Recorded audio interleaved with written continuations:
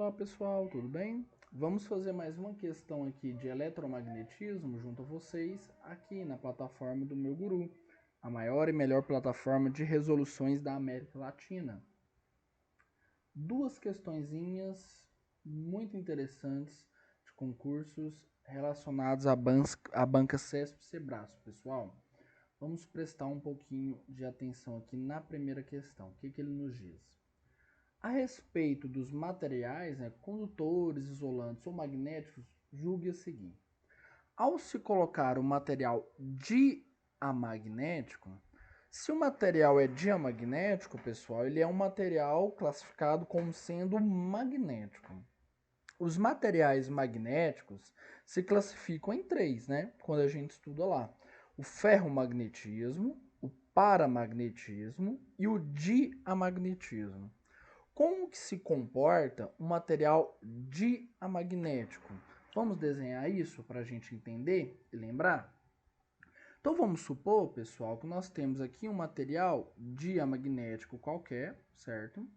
E nele os seus domínios magnéticos são randômicos, ou seja, estão orientados aleatoriamente, de modo que o seu campo resultante seja nulo.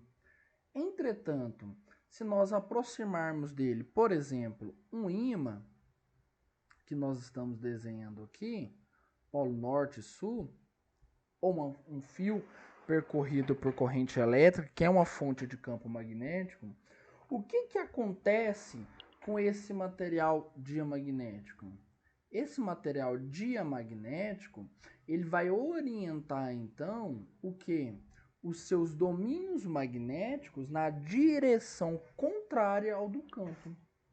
Por exemplo, aqui no nosso ímã, o nosso fluxo magnético, ele adentra, no polo sul. Ou seja, lá no nosso material diamagnético, ele vai orientar agora os seus domínios magnéticos na proximidade desse ímã agora, na direção contrária. Então, todos eles ficarão alinhadinhos aqui, porém na direção contrária. Uma boa dica para isso, eu sempre lembro da letra D, que vem da palavra diametralmente oposta, ou seja, totalmente contrária. Então ele vai alinhar essas linhas de polos magnéticos contrário ao campo, ou seja, ele vai trazer um enfraquecimento do fluxo magnético dentro do material, não deixa o campo magnético adentrar no material. Isso produz, por exemplo, o fenômeno da levitação magnética. Então essa é a característica do nosso material dito diamagnético. E ele fala então, continuando, que seus ímãs elementares, também conhecido como dipolos magnéticos, se orientam no sentido contrário ao do campo aplicado? Sim, é o que acabamos de discutir aqui. Então isso está de fato correto, certo, pessoal? Vamos para a próxima, então?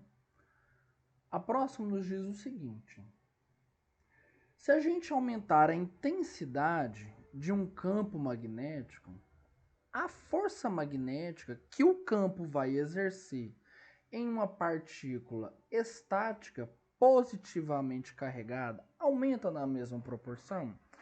Vamos lembrar da equação que rege esse comportamento, pessoal? Nós temos que a força magnética Fb, que é um vetor, poderia ser dada por Q vetor V vetorial B. Isso para o vetor. Se quisermos o módulo da força magnética, é simplesmente Q, V e B, e seno do ângulo entre os vetores V e B, que é o módulo de um produto vetorial. Ele fala o seguinte: se aumentarmos a intensidade do campo magnético, ou seja, se a gente aumentar esse B aí, a força também vai aumentar?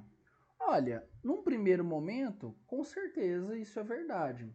Só que a gente tem que ter cuidado com a coisinha que ele nos disse, na condição.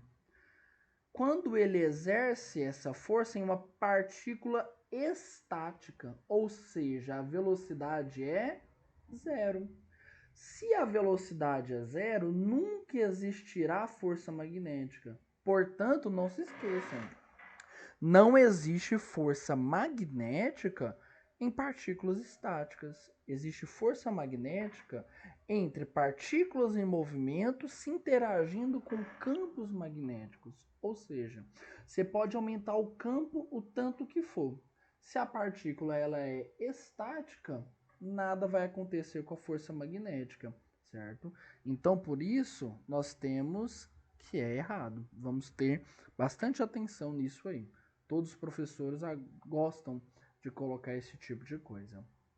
Deixa aí seu comentário, o que você achou do vídeo, sugestões de questões.